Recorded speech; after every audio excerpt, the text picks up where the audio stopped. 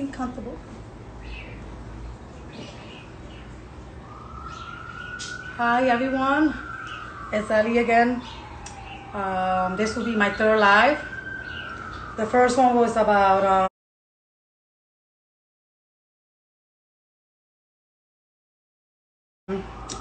me defending Tory Lanez.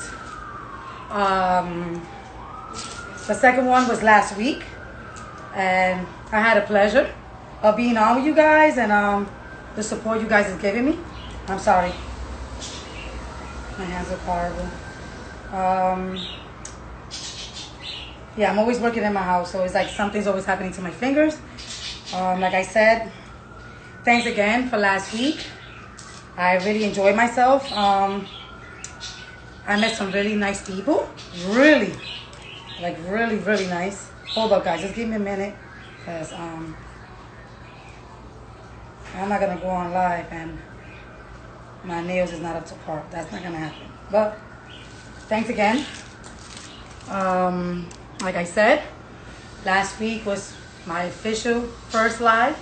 This will be my second. I'm really happy and proud to be on and meeting everybody. I'm a little nervous, as you see, y'all can tell. I'm not used to this.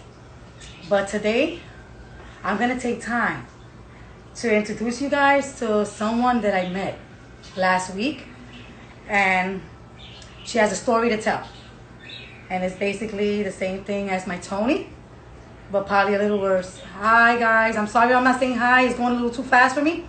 But I'll take time and I'll say hi individually on your DMs. I can't even keep up. But once again, my name is Ali, for those that don't know.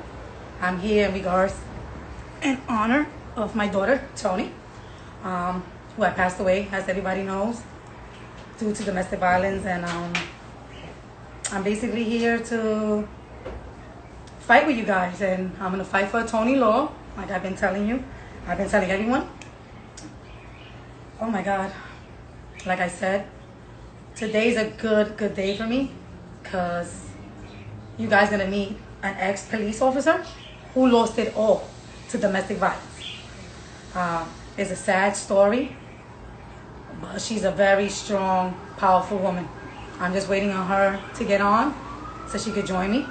Like I said, her story is really going to touch you guys. She has a lot of resources. She did a lot of homework as far as domestic violence and the resources that can help you guys or anyone that's going through it. It's not have to be basically you guys, but anyone that you may know, or family member that may be involved in domestic violence.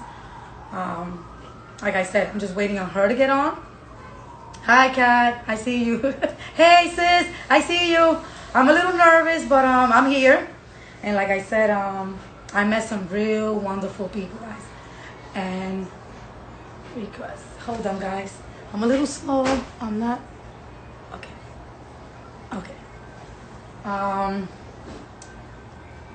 Oh my God. What can I say? I see so much and I've heard so much in a week that it breaks my heart every time I see another tragedy, another soul taken to someone that doesn't have anything better to do with themselves and then, to put their hands and just kill someone. Oh my God. Every time I get on live, when I'm at home, I'm gonna say this, I'm gonna say that. And when I'm on live, it's like my mind is like shuts down. My purpose is to fight, like I said. I'm gonna fight. I'm gonna mention something and I don't want no one to get offended, because every time I say something, people take it a certain way. But I know a certain individual, and she was getting abused. Last year, I'm talking about abuse. And she will come to our healing lab, and we'll talk about her story and everything she's endured. A couple of days ago, I go on my social media, and this young lady is on vacation. And like I said, I'm not trying to offend no one, but this really broke my heart. Because this young lady is someone that I could say, I won't even talk too much. She know who she is. And all I can say to myself is, why? Why did you go back? Didn't this man destroy you in front of your daughters? And I'm not going to say no one's name. But it broke my heart to go uptown and see this. Like, what the hell? I'm not your mother, and I'm not God. But damn, look in the mirror and see your worth, sweetie. Because you really broke my heart. You broke my heart into pieces. And you know who you are. Know your value. Know your worth. I don't give a damn where a man is taking you, what type of diamond she's buying. Oh my God, he could buy you a Bentley truck. I don't give a damn. He put his hands on you. And your daughters, watch this. And this is happening over and over again. And this is why I don't like to go uptown. Because it's the same ones that be in my DM, the same ones that come to the meeting. And I don't feel disappointed. I just feel hurt. Like, damn. Know your worth, sweetie. Know your worth. You're beautiful inside and out. Don't let no man take this from you. Especially if you have kids and you have daughters that are watching you go through this. When they get older, I'm pretty sure they will go through the same thing and they're going to see it like it's normal because mom went through it. Like I said, I'm not God. I'm no one's mom. But ladies, like, oh my God, I have so much to say. I don't give a damn if it's not physical. It could be verbal. It could be mentally. Like, walk away. Don't ever let a man make you feel like you're ugly and you're worthless and you're not going to find no one else. Because men come a dime a dozen. Please. Guys, like, wow. Oh my God. Think about your kids. Think about what you're letting the next person take over you. And that's power. And to this day, I still meet people and I don't understand why. Why? I don't understand why my baby went by, you know? And to this day, it breaks my, oh my God, it breaks every soul, every bone, every time I even try to even lift myself a little, it just, why? Why? And I would like for someone to explain to me because she can't. She's not here. Why do you ladies keep going back? What is it there? I understand they call it Stockholm Syndrome. And I read a lot about it. And why it shouldn't be coming out my mouth. And I apologize. But I'm upset. What makes this happen? What makes, you know, 1 minute you're going through something awful. Then the next minute it's like it never happened. Look at yourself. Even if your body's not perfect. Even if your hair's not perfect. Even if you don't have too many clothes, whatever. Look in the mirror and still say, you know what? I am beautiful. I am beautiful.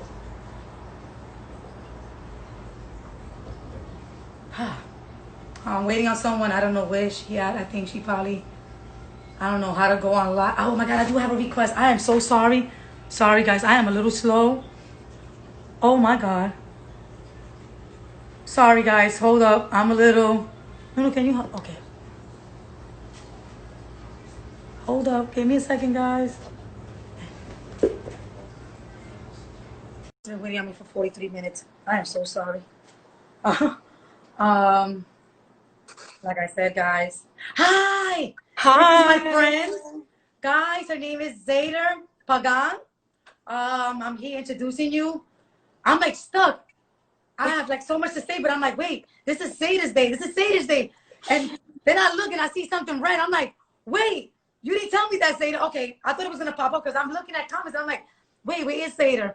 Well, guys, I try to do it. I try to do it, but then I went out and then I came back in so that okay, you can see me. How are you? I'm okay. I just spoke a little about you and what's your purpose and what you want, and basically, you know, let everyone know what you've been through and your name, introduce yourself, and say it all.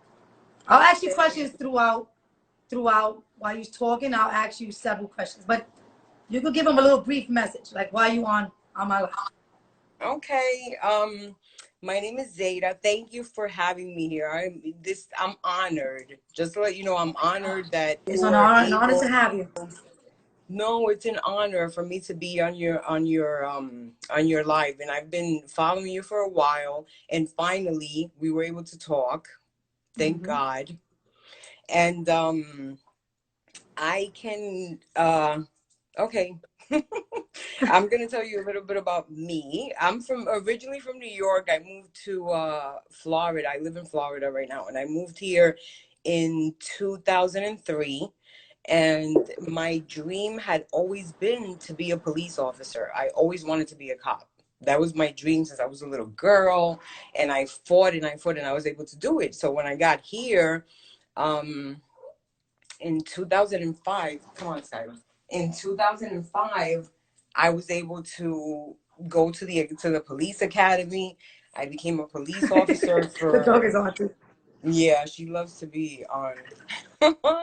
um, so I became a police officer in Miami for a police department in Broward County, and I think it was in my eighth year. I was a police officer for 10 years, and I was about to be a detective. And I used to go to calls, to domestic calls all the time, get training. My department was, I was one of the lucky ones that our department was able to give us training. We had training once a year, but the training for domestic violence in my department, I'm speaking of me. I'm not speaking for anybody else. I can't talk for the NYPD. I can't talk for any other department. I'm talking for my department. The training really wasn't that much for domestic violence. They just pretty much teach you how to be safe, how to make sure that both parties are safe, how to separate people when you come into the home, whoever is the person that is the primary aggressor. If somebody has to go to jail, somebody's going to go to jail. Not all the time does somebody have to go to jail. That's a misconception. That's not true. Where at least over here, not in the state of Florida. So and in the state of Florida, also the officer decides. The state gives the officer that decision to make to who is the person, that's whether there's going to be an arrest or not. It doesn't matter whether the female or the male says, oh no, they recant their story. It doesn't matter. When the officer sees, once they conduct their investigation, they determine what's going to happen. Now in my eighth year, I met this man. Hear this, ladies. I hope whoever's on, please listen, listen, listen. That's why she's Okay, on, please. so I was working. When I met him, I was actually working. I was in my uniform and I was in IHOP. And my partner, off-duty job, and I was in IHOP. We were having coffee. It was like 3 o'clock in the morning, 4. So this man came in, gorgeous. This gorgeous guy. He was like 6'1". I'm talking about hot, muscular, with this Mm-hmm. look. And he was just focused on me. Like all he was looking at was me. He wasn't looking at nobody else. So I remember he was there for like maybe 10-15 minutes waiting for his food, and he left. The waiter came over to me, and he said to me, you know the guy that was here? And I said, oh yeah, I saw him. He said he wanted me to give you this. And he gave me a piece of paper, and in the piece of paper it was his name and his phone number. Oh, So okay, okay. as I'm opening the piece of paper, I hear the phone ring from the business, from IHOP. The phone is ringing. So my waiter, because it's 3-4 o'clock in the morning, he goes to answer the phone. He comes back and he says to me, you know who that was? And I was like, no. He's like, that was this guy that was just here. He wanted to know if you took the piece of paper with his number. Oh, so he was So he that was was the persistent. He was first persistent. Okay. persistence. But no, but that's not. See, now that I've gone through everything that I've gone through, I can see how no, it was not being persistent. It was being psychotic, because a person that just met you He is gives you a not going to number. go through so much. You're not going to make such an impact on this person that he's going to go out of his way to call the business to come on, so You're these like, are come on. signs. You know what I'm saying? These are signs. And these are the signs that I I'm going to tell you that there were a lot of signs that I saw from this person, and I made a choice, and my choice was to ignore the signs Okay. because I wanted to feel, because I felt loved, because I felt wanted. This Mm-hmm. man was 13 years younger than me, so I was a little bit older than him. Like, oh my And God.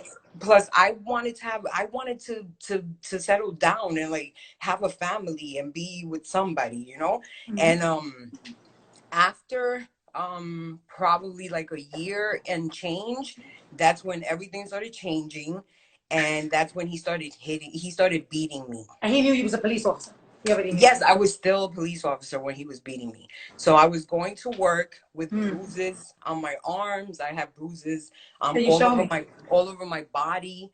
I remember When I seen your pictures that you sent me, like you broke my heart. Like for a quick second, it's like I got like a deja vu of Tony, and it's like, wow. Like you gotta be an animal. You gotta be an animal to do your knees. When I seen your knees, I'm like, but go ahead, girl. I don't want to cut you off. I'm sorry about that.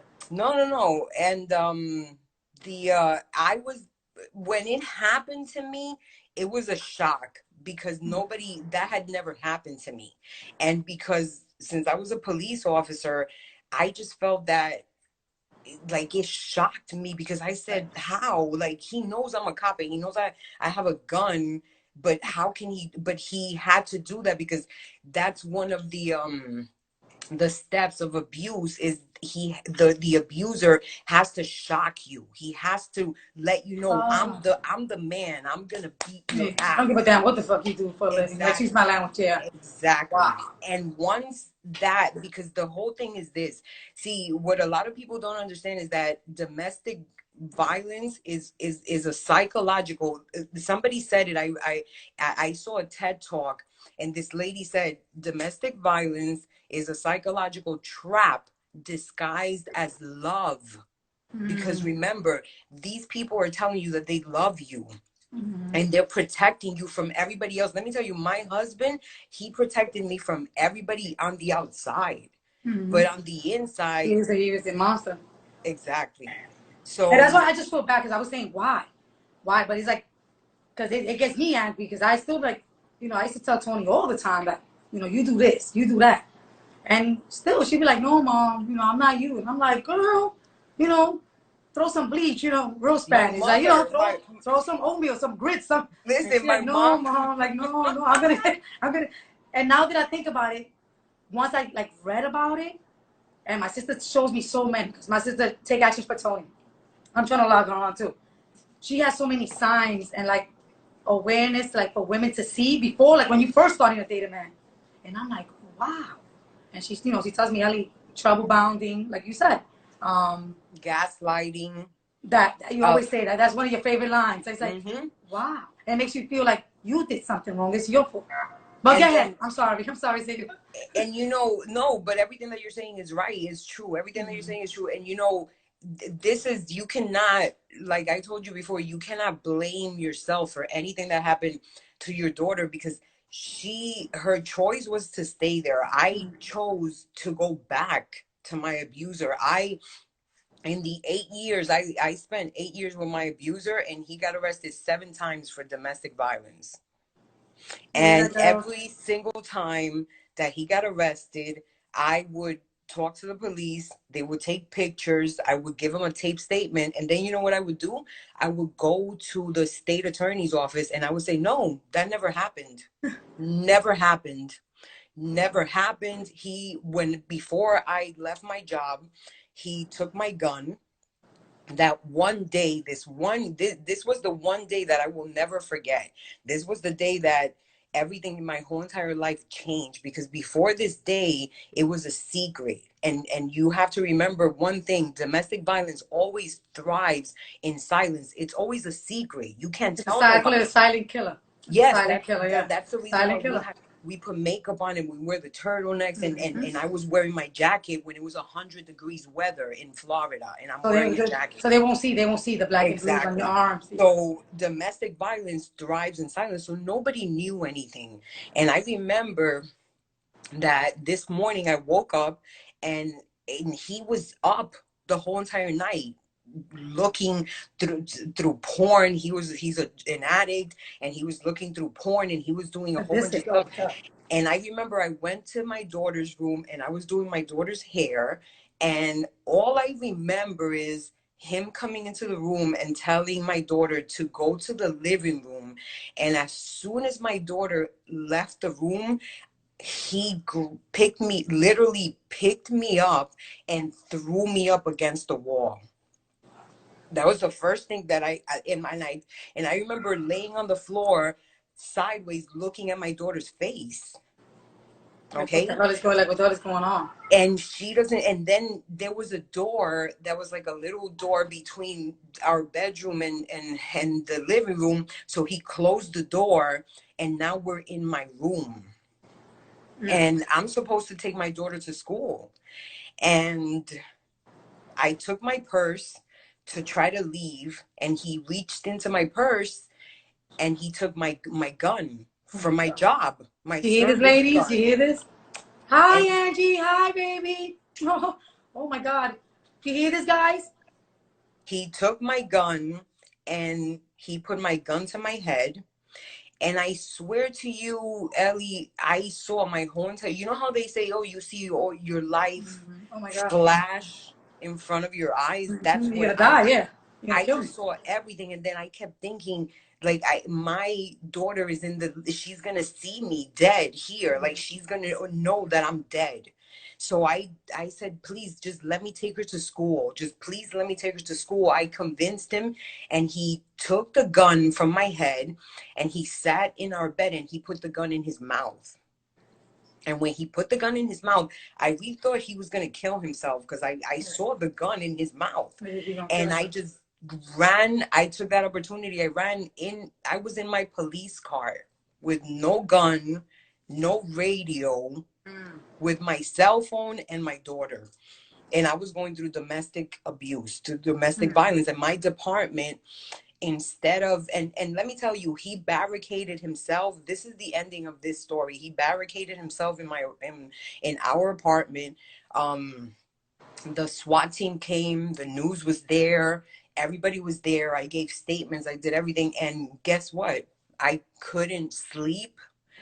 I couldn't eat. I couldn't do anything, because you know why? Because my husband wasn't there. And I was so in love with my husband. And he was calling me from jail after he did all this to me. I never once thought of what he had just finished doing to me. Like, he took your weapon. Like, that's your job weapon. Like, that never went through my head. And then this is what happens.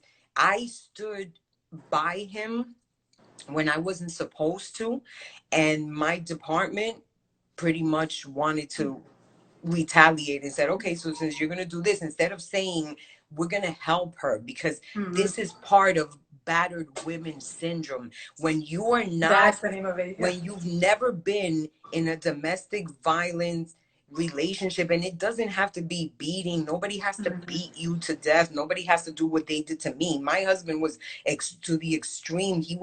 I remember him punching me in my head, and my head just going around in circles, like, and me saying, whoa, this is what it feels like.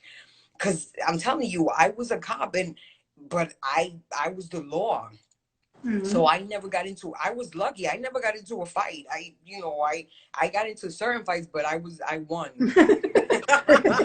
But this was one of the fights that I couldn't even attempt to fight back, because the manipulation, the control. You see, look, I already got I got my pad, my pen. The manipulation, listen, this is so bigger than what people this is think. like, I want you to explain to me, like, yes, you see how I'm like, why I should not say that, and I apologize, guys, for even saying that. But like I said, when I think about it, all these young women, when I go to my own neighborhood and I see these young girls or older women that got abused, and it's like, why, guys? Like, why? And I said it earlier, and I don't want to disrespect no one. I hope no one gets offended. But I want to know, like you said, is it a psychological effect that they have on you, this is why I'm seeing. Because you're a smart young lady, I could tell. You're not dumb. You was a police officer, and it's like, if it happened to you, it can happen to any. So imagine the ones that don't have family or don't have no one. And that's exactly what I want you to think about when you think about why they don't leave, because they don't have anyone, because they don't have a family, because maybe they came from another country, and now the abuser is taking all their papers and has their passport and has everything. When I left, I stayed. After my husband did that to me, he beat me 2 more times, one more time that he put me in the hospital. And I was still with him. He was calling me from jail, and I was talking to him, and I would go visit him. And he would call me from the time, he would time me from the time I would leave the jail to the time I would get to my house, and that call was there. Because that was did you mention how the SWAT was around your house, the SWAT team came? Well, once everybody they took him, but he was smart, because you know what he did? He called 911 on the police. Okay, yes. I didn't know that. Okay. He's smart. He took his cell phone and he said, my wife is a police officer, and her police department is outside of my house, and I have red dots all over my chest. And I don't want to die because I know they're going to kill me. So the 911 operator called the sergeant and said, he's coming out. And I'm on the phone. And all this is being recorded. So I let them know you lost your job. I resigned from my job because I took his side. He spent all my money from my retirement that I got from my job. All the money was spent on drugs, him using drugs. I got evicted I had Section 8, and I got evicted from a whole bunch of different places. I lost my Section 8. Now, I didn't know this at the time, but now I do know that there is something that women that are going through domestic abuse, and they have any type of housing like Section 8 or any housing voucher, anything that helps them pay that has to do with the city, there is something that's called VAWA, which is called the Violence Against Women Act. Thank you. Oh my God, you beat me to it. I was going to mention that, but and it protects, what it does is that it protects women or men, whoever is going through domestic abuse. If you have to leave your home, like what happened to me, I had to leave because I had to wait until my husband fell asleep, and I had to leave. That's the only chance that I had to run. And I left, and I lost. It's called VOWA? It's called VAWA. VAWA. Somebody just put it up. Yeah. VOWA. Somebody just put it up. No, it's VA. VA. Hold on. I'm going to type it in. I told VAWA. Okay, somebody put VOWA. So it's VAWA. VAWA, yes. And it's Violence Against Women Act. And what it does is that it protects anybody that has any type of housing. It will protect you if you can prove that you were going through abuse at the time that you were evicted, or at the time that you lost your voucher, or at the time that you lost your apartment. They will give it back to you. You will get it back. You can also get victim relocation, depending on, listen, one thing that I did, and I did this because since I used to be a cop, I know about all these resources. I'm sorry, Sadie, I'm not waving to you. Hi, Tati. I'm sorry. No, that's Tony's stepmother. Fave Love 13. So I'm like, hey, sorry. That's it. The it's Violence Against Women Act. And so I knew about resources. So, one thing that a lot of women need to do also, whenever you go somewhere that you actually have to flee and you have to go to another state, like I wound up going to another state, I would always get help. I would always look for like whatever domestic violence resource center was in my area. And I would always go there for two things. Number one, they're going to give you all the resources that you can need. Number two, they're going to help you with the courts. They're going to help you if you have to get a divorce. They're going to help you if you have to get an order of protection. They're going to help you with relocation services. Like there's money. There's federal funding money that all the states have, that they have in a little pots where they give women to move to another place so that you can flee from your abuser. They will give you money to leave, and they will help you get an apartment, and they will help you with services. But the thing is that a lot of victims don't know about these services, or maybe they can't go anywhere, or you can't make any phone calls. Like my abuser, he had my phone, and he had something where he knew where I was all the time. He was tracking me. This man was sending messages to my parents, sending messages to my friends in New York. We were living in Florida. He was sending messages to New York, to my friends that I didn't even know. This man was like the most psychotic, the sickest. And I never, and you know what's the craziest part? That I never saw that, Ellie. And you know why I didn't see that? Because look, there's something that has to happen. In order for you to be able to love somebody else, you have to love yourself first. Amen. You see that, ladies? Whoever's on my live, I'm pretty sure. Somebody just told me to please save this live. So, oh, by the way, I'm going to put this on my YouTube, Ali, Tony, Charlie. So whatever you're saying, Zeta, you don't have Facebook, right? You have Facebook? No. No. Facebook has it, and I just did a YouTube, Ali, Tony, Charlie.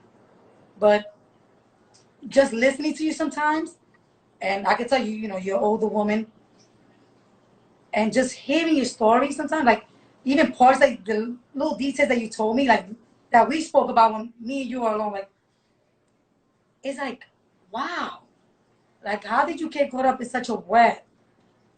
Because that's what it is. It's a web. It's so easy. It's so easy because look, and I remember telling you this. Remember, a lot of parents whoever, people that have children, in my case, my children were the ones that were going through this. Instead of me going through it with them, they were going through it with me. My kids didn't know whether their mom was dead or alive. Sometimes I couldn't even speak to them. And I remember, sitting there and saying to myself, like, I couldn't understand, like, why am I doing this person hurt me, keeps on hurting me, and I keep on coming back. But then remember I told you when we spoke the other day, and this is very important for whoever has children, parents that are listening to this, or people that if you have friends that are going through this, the most important thing that you can do for this person is be there and listen. You can't judge if the first person that judges you, you're not going to talk to them no more. You're going to cut them off like this. That's going to be number one. Cut off. End of story. Whenever you call me, I'm never going to pick up the phone. You know why? Because I can't really explain to you why this is happening, because I'm trying to figure out what the hell is going on myself. Like, why am I doing this myself? So I don't need other people to judge me. I need you to be there for me and help me, so that one day when I tell you, hey, I need you to call the cops, I need you to call the cops. Exactly. I don't want you to be there to tell me, oh, don't leave them alone. Yeah. Don't. There's so many more men. It has nothing to do with men. It has nothing to do with being a man or women, because same genders, they go through the same thing. That's what I'm saying. It's like what I'm talking about is not only for women, it's for men too, because you have women that can't keep their hands to themselves neither, and exactly have a tendency of just hitting men. So it's like it goes both ways. I say I have 2 boys and I have 2 girls, so I just don't go for one sex. But go ahead, say it. And it's not, and it's not a woman's choice. Like, no woman chooses to be in a relationship where she's going to be beaten, where she's going to be put down, where she's going to be talked down to, where she's not going to be able to be herself, where she doesn't even know who she is, where she is. They take your self-esteem. No, they take your self-esteem. You're not even a person. You're not even a person. I remember one thing that I remember being in one of the many places that I lived with my abuser. I remember living in a little apartment where I had Section 8. It was a 2-bedroom, and there was like the kitchen, and the door was next to the kitchen, but he would never let me be around the door because he knew that I was being held captive pretty much. I couldn't leave my apartment. And I had a dog, which was not this one, my previous dog, which had to shit and pee in the other room because I couldn't go outside to walk him, because he was saying that whenever I went outside, I was fucking someone, I was doing something, and he would follow me, and he was hallucinating, saying that I was doing stuff with people when I was not even Doing talking nothing. to Yeah. anyone. That was a drug. So He was a I drug. He was on remember, drugs. That was the yeah, drug taking over. And he that's didn't even know. exactly, because that's another thing, that's another factor. And you know, I remember that I turned around, I was washing his clothes, and he was behind me, and like I remember that I was like so depressed, and I wanted like so much love, like I just wanted somebody to hold me. And I remember that he was talking to me, but I can't understand what he was saying.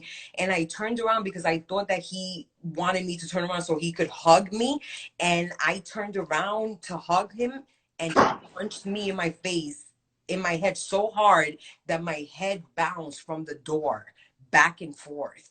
And I'm saying to myself, that was the time where I knew that I had to leave. And I had to wait until he fell asleep. And I actually ran from my home. I waited until he fell asleep, and I ran. And then I spent 2.5 years without him. 2.5 years searching for who I was, trying to see if I could see who I was before And I you even. lost, and you lost it all. You're not a cop anymore. I didn't know. Yeah, he's like, I'm disabled. wow. I'm disabled. So you got me So over here. Like, yeah. Lord, like, no, Tito. Like, And 2.5 years later, I came back to Florida, saw him again. He fooled me. He said everything changed his life. Like he had a car, he fixed his life, he had an apartment. Everything was perfect. you're like, And okay. and I said, okay. I said to myself, I have to do this, because if I didn't do this now that I knew who I really was, then I was not going to be able to ever let it go and say, oh, he changed and I should have given And him I a should have given him a chance. chance. I should have given him a chance. Yeah. Yeah. So I went back with him in December of 2018. April of 2019, he beat my ass so bad. The pictures that you saw, that was the beating that he gave me. 4 months. It took him 4 months to beat me. He tracked me down. He kneeled in front of my mother saying, "Mommy, please, I'm Yeah, I was going gonna to ask you. Can I ask you church." like? Can I ask you a couple of questions? Yeah. What made you stay? Like, this is like I've been saying why? Like, just give me a brief little message. Like, what made you stay? What made me stay was, number one, because I didn't know that I was being abused. Number two, because I didn't have anyone. All I had was him. He made sure that he isolated me from my family, my friends, that every single person that was in my life was no longer there. And that the only person I had was him. And how did you feel every time you went back? Like every time he did something bad and you went back, how did you feel? I felt like if things were going to change for things were going to change for real. Like I always thought that, because he made me believe that things were going to change. He was nice. This is like that cycle where, you know, there's the fight, and then, you know, you get back together, then he buys you presents, or he treats you like a queen, and you go everywhere and everything is perfect. And Say it then again. Yeah, like something again. happens, and then the whole thing happens all over again. And then that's when you say, wow, I should have never came, or I should have You never, I stood away should from him. Yeah. and then you know what happens? That then it's too late, because then the people that you had before that was Yeah. helping Yeah. you, Uh-huh. they're not there no more. That's what I was just trying to say. Like, the young lady that I know, I like personally know her. Like, she used to come to the meetings, the healing lab, and she would talk about her story. So when I see her go back, and you have kids, you have daughters at that, and your daughters are seeing this, is like, and I know she's on my live. I'm pretty sure she's on my live, and we know the same people. Like, our family know each other. What makes this man so special that he could beat you in front of your daughters and you go back? So when He's you just not. He's not special. The man is not special. And you know what it is? She needs a lot of support, because what he has is too much control over her. And because of other people knowing what's happening. Now a lot of people know what's going on. There, not a lot of people Gotta stick listen. around. They gotta give up hope. They're gonna give And up hope. most of the people, let me tell you, when women choose to, okay, when a woman decides to leave, that's the most dangerous time. That's when she gets killed. When she decides to leave is when she normally gets killed. And most of the people, there's a certain percentage of people that help the victim that get killed instead of her, like like the mother, the sister, the brother, the father, you know, the police officer going to the call, or let's say the neighbor. There was a person that was trying to help me, and my husband, he got a charge for aggravated battery because he almost killed this guy. He didn't even know him, and the guy was trying to help me. Indeed. So how long you been separated away from him? Like you haven't seen him? No. The last time that I left, when he called me and told me that he was on his way home to kill me, I ran out of my home. It was September of last year. It was September. Alpaca turkey, something like that. I don't know what I can't even pronounce that. Alpaca turkey, whatever. Albuquerque, New Mexico. That is. I'm like, it's in New Mexico. It's right next to Colorado. They say New Mexico. I'm like, Albuquerque. I'm like, I don't know where you went. And what made you come back from Mexico, go back to Florida? Like, I don't know. He could still be out there. Because I think, like, I keep saying to myself, now I know that I don't think I should be here.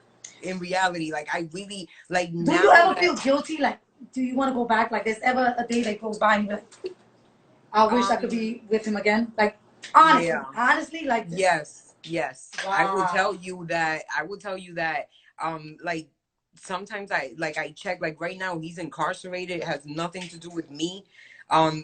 Because this is what you have to understand, Ellie. Listen to this. This is what I want a lot of people to understand. This is not a stranger that you picked up off the streets that just came and beat your ass.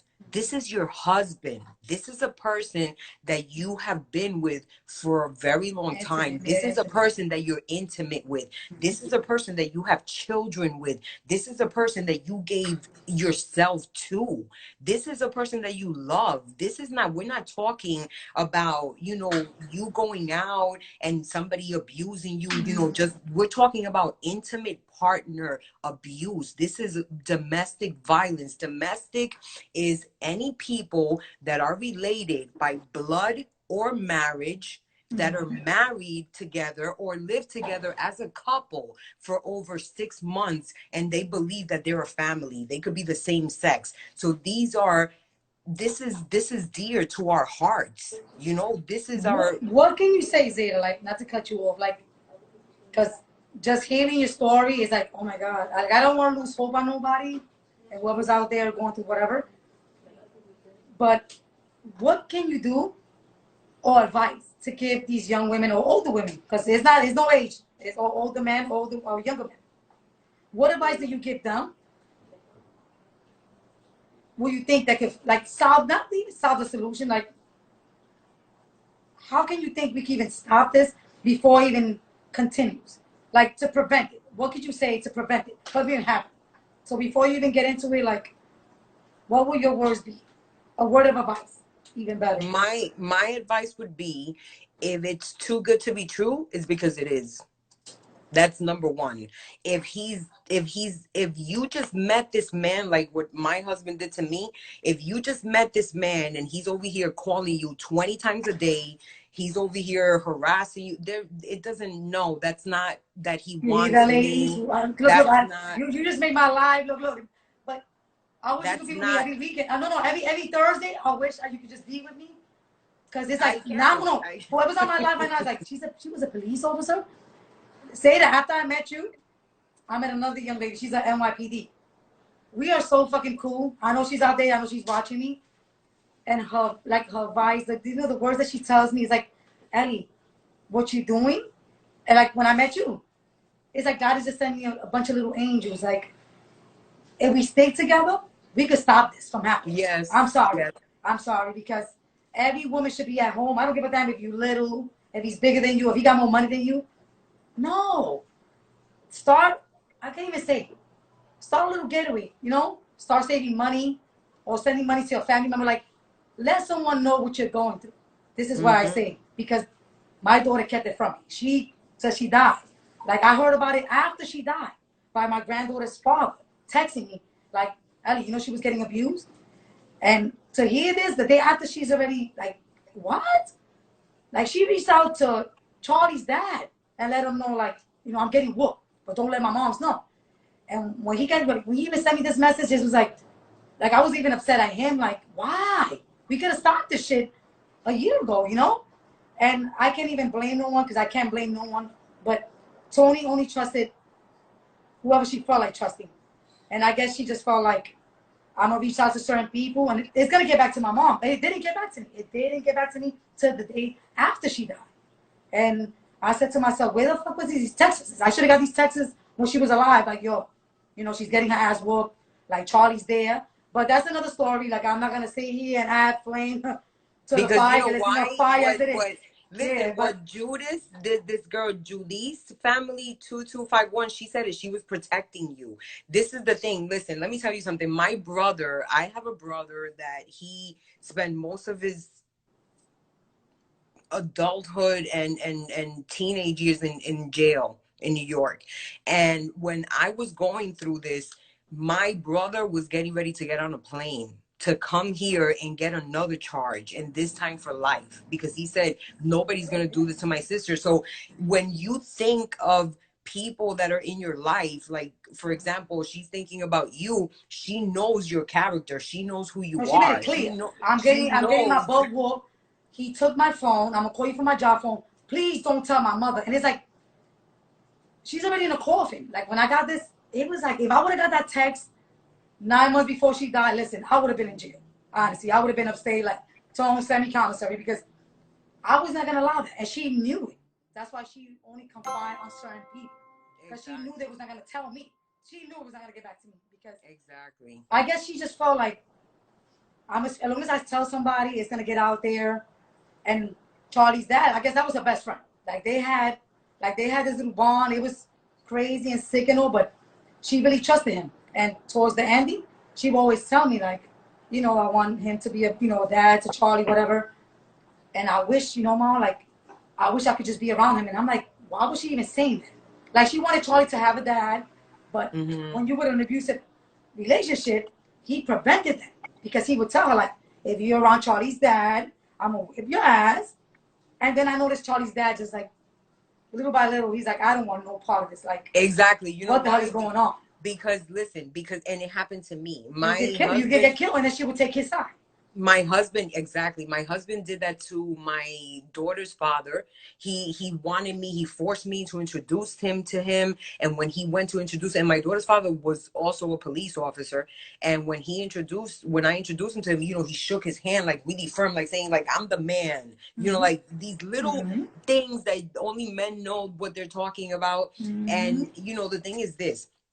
When a person, the most important, when you said to me, what's an advice? The advice that I will give you is that don't make sure that you don't allow anyone to try to change who you are.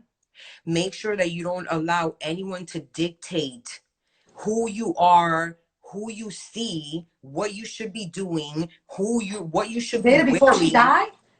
she died in December. Let's say June. Charlie's father, like, they really didn't have a relationship like that. They see each other here and there, whatever.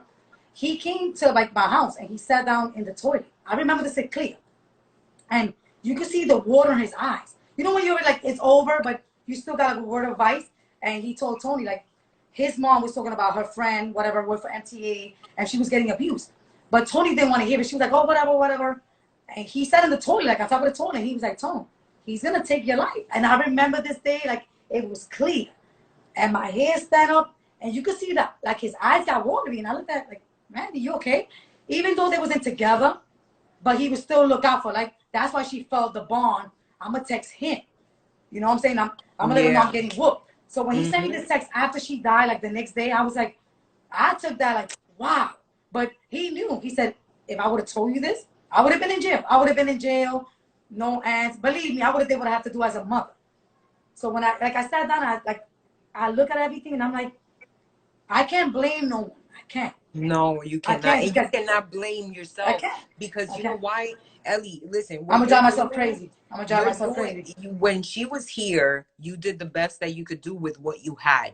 Now that she's not here, you're doing the best that you can do with what you have right now. The information that you have, what you're doing right now, this is inspirational. This helps other women. Let me tell you something. When you talk about, once I knew that domestic violence is supposed to be a secret and nobody's supposed to know, I told everyone. Listen, I was on the bus in Albuquerque and people would be like, oh, where are you from? I'd be like, I'm here from Florida. My husband used You're to gonna beat be in me. New Mexico, like, Yep, in New like, Mexico. I would say my husband beat me. I came over here. I was a police officer. Listen, I told everyone, and this is a form of healing for some people. For me, this was a form of healing. and I'm sorry for taking. Look, I'm sorry for taking 43 minutes. I swore. Look, I got No. on, and I was trying to be on for like 5 minutes, and I'm like, where's Zeta? And then I'm like, she fell asleep on me. But then I see a red little dot. I'm like, wait, that little dot means. So next time I get on, I just look straight at the dot. Yeah. Sorry guys, this is my third time. Like, I'm being honest with you. No, this is you're Like, I'm doing not. so good. Yeah, I'm not good at Listen, it. you're doing so good and you're so inspirational. Because let me tell you something, Ellie. I'm telling you right now, I have 3 kids, and I don't know how you're too strong. You're a very strong woman. You're doing so much, and I'm telling you, as I will help you. I'm so glad that we were able to meet because this is the way that we can prevent other people from, like, that Or person word of that you're mouth. the person that you're Everybody talking, keep. You better start going online too. Forget your listen, Zoom. I know you do you your know Zoom on that Fridays. person. Let them know about your Zoom. Oh, But I forget will. Zoom. Go on live. Like Zeta, go on live. The Zeta That Pagan person, Show. listen, let me tell you something. That person that you're talking about, who she knows who she is, this is helping her because a lot of people, listen, when I was involved, like completely engulfed in this, like, oh, I love my husband and he loves me and I love him and he loves me. Listen, people would see it. And right now, there's a girl that I'm talking to that was me. And I see how I was before. And I said to myself, this girl is completely blind. Like everything that her husband is doing is exactly by the book, like what my husband was doing. And my father told me, he's gonna kill you. My father said it to me. And my father said to me, if you go back with him, don't you ever call me ever again. And I'm telling you right now, I know you told me, call my dad, do this, but I'm telling you, don't ever tell somebody that, because that's the worst thing that you could ever say to someone, because that will But you see, just, you said a year and a half. Right? You had spoke to your dad. But as a friend, we just met for the first time on live. Reach out to your dad. Is he in Florida or somewhere else? no, he's here. He's in Oh, Florida. no. You drive to his house and you get on your knees and you say, you know what, Dad? I made several mistakes. I'm not perfect. Show me a perfect person, I'll show you a perfect lie. There's no such thing. And I tell everybody this. For somebody to tell me in front of, like, oh my God, I'm this person, there's no such thing. Show me a perfect person and I'll show you a perfect lie. So Yeah. let them know that, you know what I did.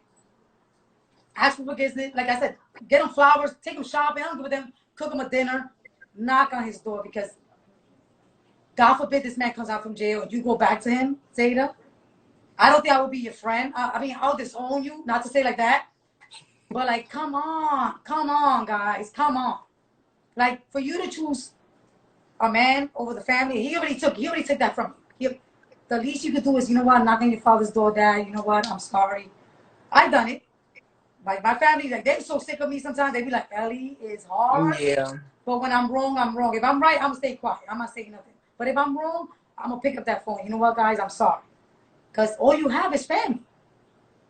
If you think about it. Yep. So, and even if you don't have family, you have me as a family. I'll go to Miami, wherever you at. You come to New York. From here on, we're gonna make some noise. People don't even know what we got, under the rug. But for now, I'm gonna keep this up. Like I said, when I first got on, I didn't even know what sick is. I'm like, this is your day. So I'm like, wait, this is not my day. And then when I noticed, I'm like, wait, I'm a little slow. I'm 47. I'm like, wait, shit. So I got it. But Zeta, I want to thank you from the bottom of my heart, girl. You can keep talking. I'll keep you on. I don't give a damn. There's no time limit. I'm not getting paid for this. You ain't either. Let people know, like, for free. This is for free. Like, we doing this for free. We ain't getting paid for this. When you go home, or if you've been with someone, I don't give a damn how many years, how many kids you have. Look at yourself as a woman. Respect yourself, and others will respect you. My brother always told me that, Ellie, a man or a woman is gonna allow what you continue for them to. If you continue to allow it, it's gonna continue. So if you don't love yourself, who's gonna love you? Nobody. So that's why I look in the mirror, and I may not be the flyest thing, but lashes is not done, girl. But I'll still be like, girl, I'm popping. I am popping. Exactly. I'm getting older. I'm a grandmother. I'm still popping. Like, listen, I don't think I'll get up. I'm gonna start working out. It's like, do something to uplift you. Like, I spoke to someone earlier, a couple of days ago, and one of my friends is getting high, like on serious drugs, and I'm like, just know the devil got to you. Like, are you kidding me? It's like, Ellie, I need to go to your house. No, you need help. You need to go to the hospital. Like, I'm not God. I'm not trying to say, like, I'm just this asshole. But if you're doing a certain drug, I can't stop you from that. Only God has to go to church, pray, and He will heal you. And like every other woman that's out there, who was listening to me, God forgive me for saying this, but no one can help you if you don't help yourself. You have to do it. You have to do it If on you your take that first step, oh, it's on. You got 1,000 steps behind you. Since my last live, besides you, I met so many people that I'm like, wow, look how many people you could connect with. And every week we do this. God knows who's ready to get into a fight or get into a big, let's just say, a disagreement, or getting the